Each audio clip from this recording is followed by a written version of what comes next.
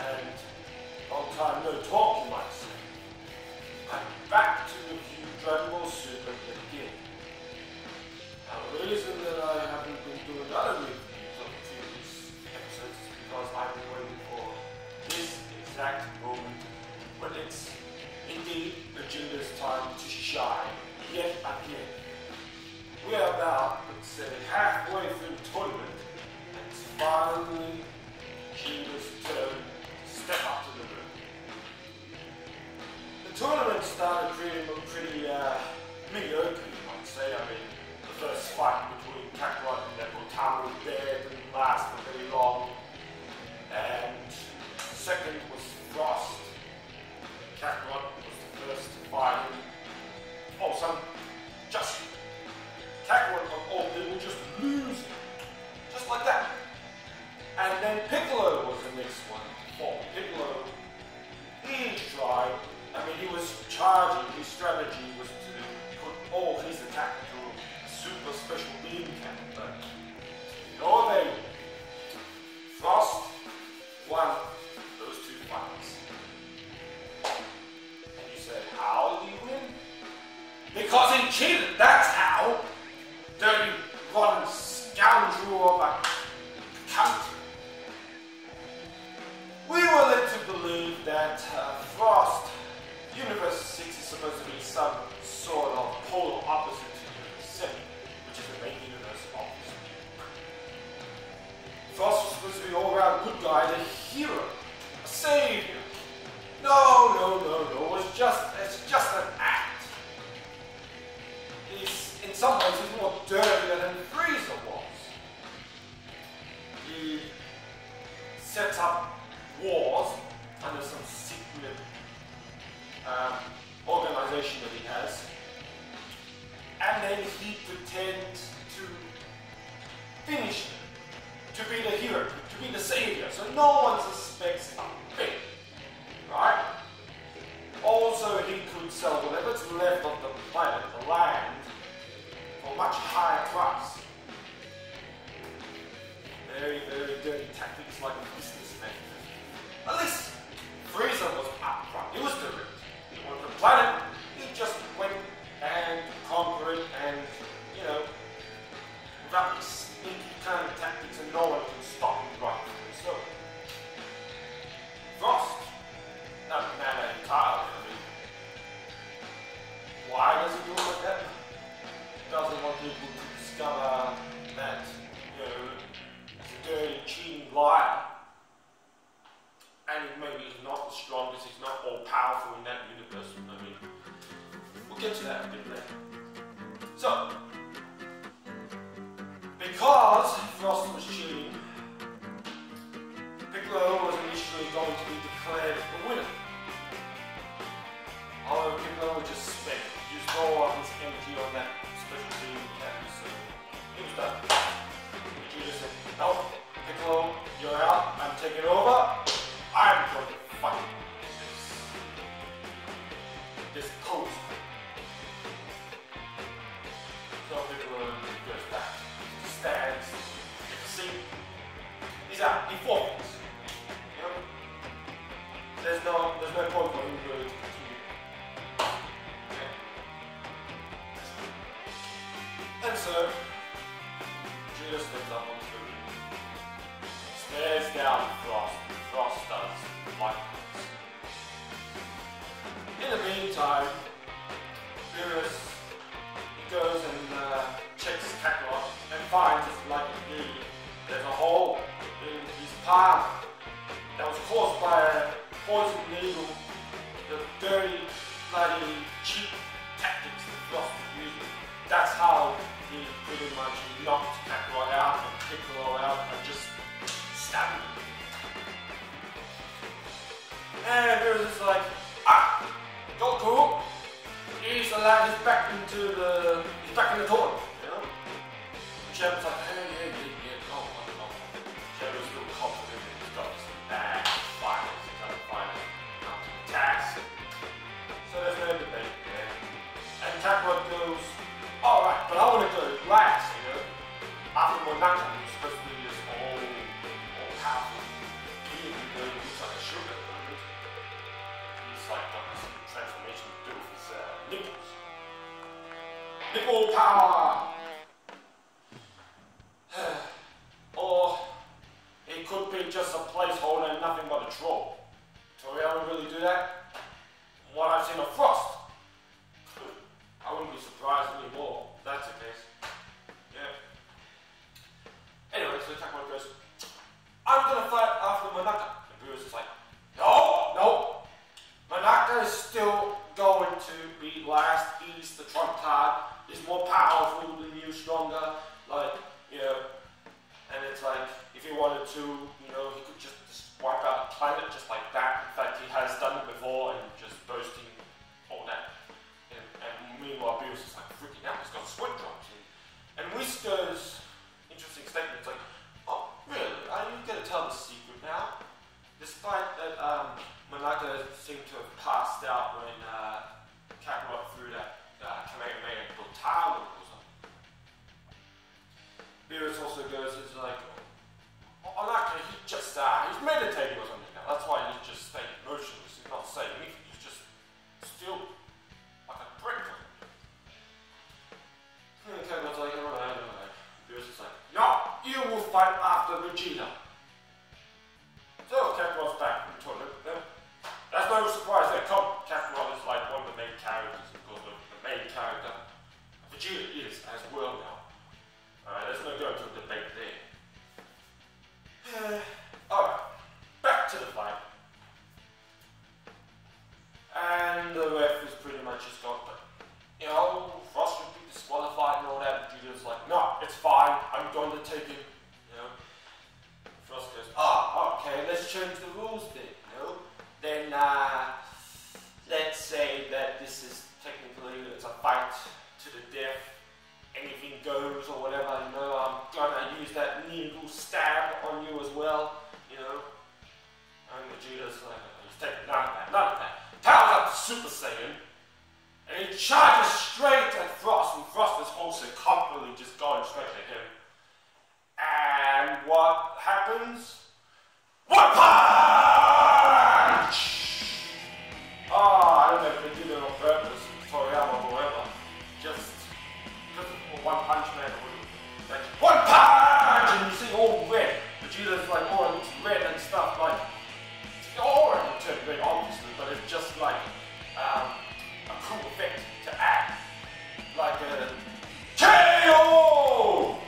So he punches Frost right in the guts. Frost's like, and then he's spiraling up, spinning around. Next thing you know, boom! He hits the ceiling of the barrier, the dome, puts a crack in it, and then he falls boom, out of the ring. That's it, one punch, he's done, he's gone and dusted. Now you see why he had to resort to those bloody sneaky maneuvers. He's a weak piece of shit. He is nothing compared to Frieza. So, you gotta give Frieza credit where it's due, yeah? Frieza, still a dirty, evil bastard of a prick, but compared to Frost, I wouldn't say he's a saint, but let's say he's more respectful.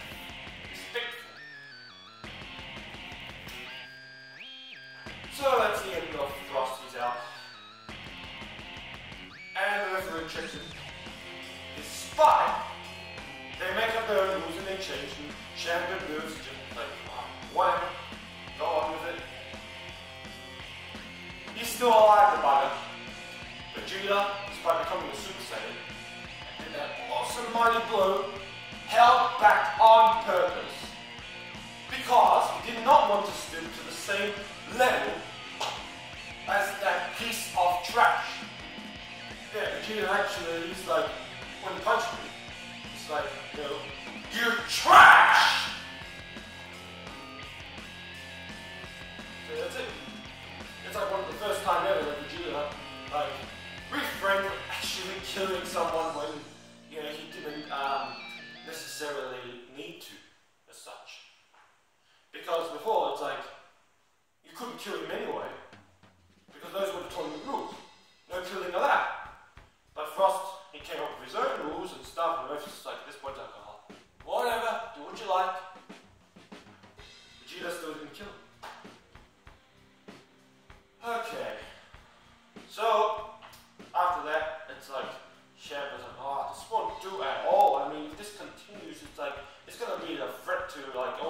humans and the people here because they can't breathe in space. You know, always a crap. But that's not because of genuine concern. No. He's using it as a tactic for his next fighter, which is VEGETA. So Beerus goes up and is like pretty much shouts, "Hey, you can't change the rules without consulting me and such." And Shepard's like, I designed this like whole ring and this tournament and stuff, you know? It's like I make up the rules. Beerus is like, what? I came up with this tournament thing, you know, in the first place, you know? It's like, and we're doing a game of Jenkin or whatever to settle the score and such. So it's like hammer, scissors, paper, and every time we're doing a tie, and they're like knocking, was it fists or something, doing it. And then they just agreed to, they couldn't come to like a winner or something, and then they just agreed, it's like, let's just get on with it, we'll be here for an eternity otherwise. In the meantime, Frost, the sneaky bugger, he recovers, panting, leaves the arena, and there's this cube, he has this flashback. The Shepard, he promised riches, there's all these riches and treasure around and such, that if they win or whatever, do well in the tournament, it's theirs for as much as they want for the taking. So he discovers Shepard's cube, and it's like, I can use this to escape, and not even the gods can stop me. So he's about to place his hand on going into the cube or something. But man, nowhere. Now, Vardas was also catching on to him, so she was behind the scenes waiting to see what he was up to. Hit. He comes. Now, Hit, most likely, is a suspected hitman or mercenary. He's like, what are you doing, Frost? What the nut? He's like, sneaking, he's like, panicking. Hit, what are you doing here? And then next thing you know, there's all this, as if like, dimension was like being distorted away, like some power just arose like out of Hit and just all of a sudden attacked Frost, and then it's like all the slaves, these beams like seem to be just poking holes through Frost's body with his head. It's like it was killing him or something. And then Frost just boom, collapsed. At first you think she's dead, but no, she's just unconscious, and he just carries him back to the arena. So now you have to suspect that he's the real deal. In the end, Manaka, he could be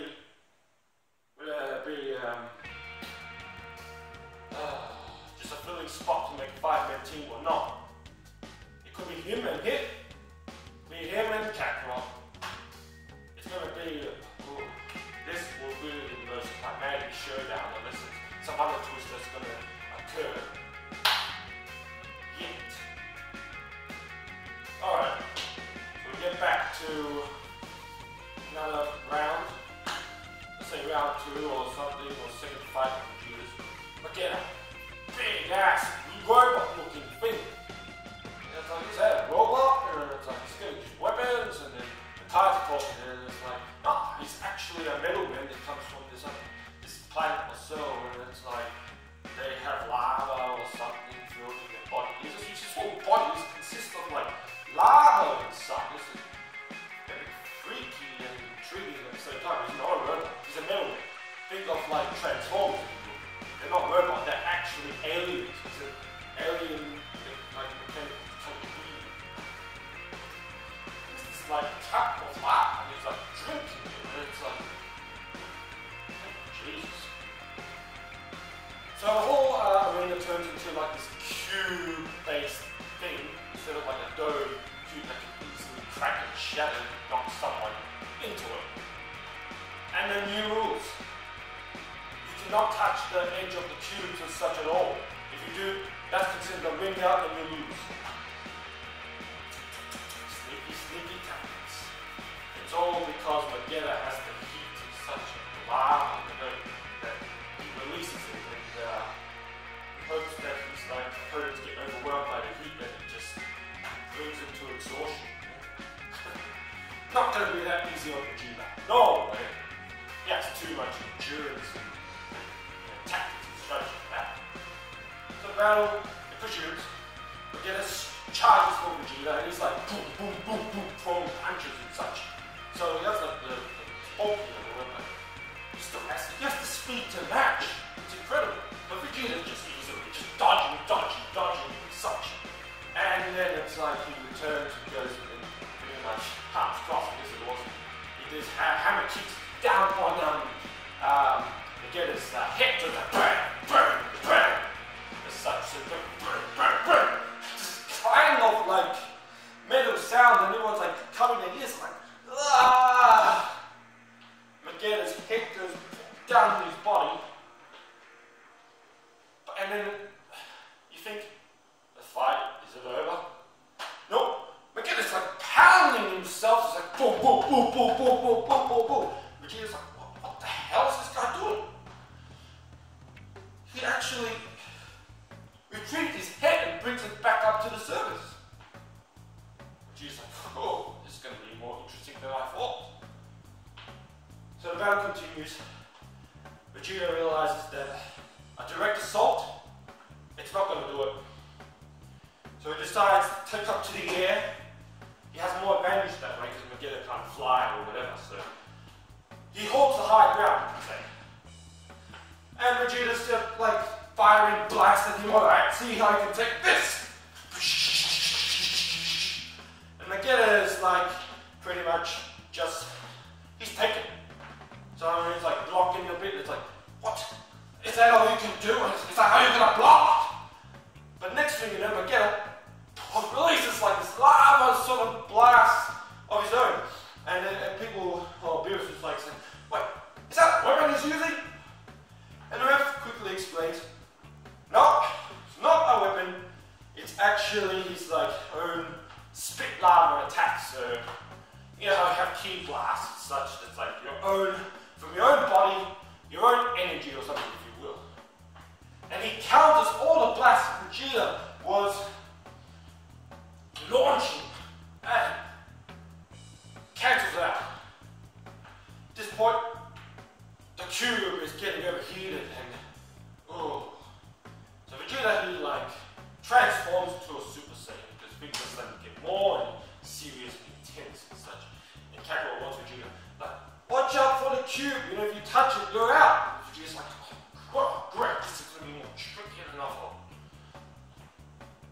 And then Vegeta's like, I'll show you the overwhelming power of a Super Saiyan.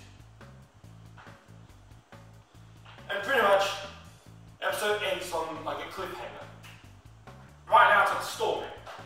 Vegeta and Vegeta are like staring down.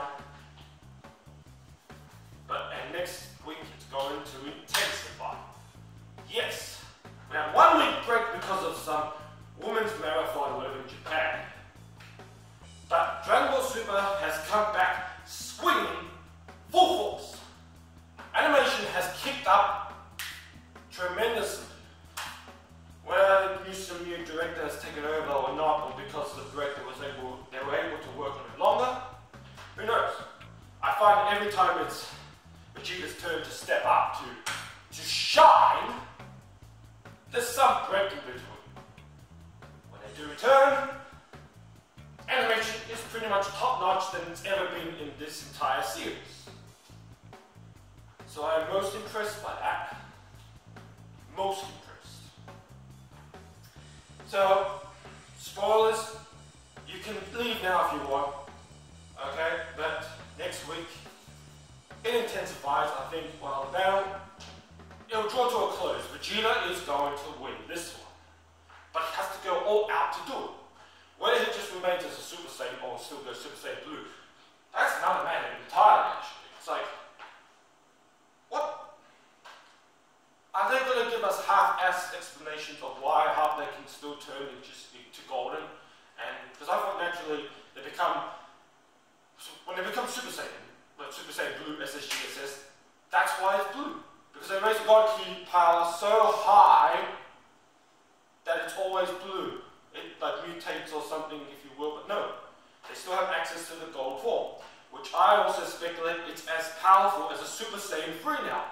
which goes back to what Toriyama said, that 2 and 3, Super Saiyan 2 and 3 will no longer be used because it's not required or something. It uses too much energy, drains too much ki. So they will just use their regular Super Saiyan forms. Apart from the God forms, of course. Please, more explanation. And another thing, we still don't know what the heck Frost species race is. Alright. This ranting or whatever theories can be saved for another video, so I'll just go on with the preview of next week. We're gonna see the return of the final Flash! Vegeta's gonna launch an almighty final Flash at VEGETA to see if that will even put a dent in his metal arm. Not just that, but he goes right close up and visible, and he launches a punch or something to VEGETA, and something that cracks. I don't know, he's gonna break through him or something, but yeah. It won't be easy, but Vegeta will get the job done. Well, that's it for today's review of episode 35 Dragon Ball Super. If you want to watch it for yourself, go to animeonline.com. Yeah, if you need be, I can post the link below so you can check it out for yourself and such. Until next time, peace out. The Iron Prince will return.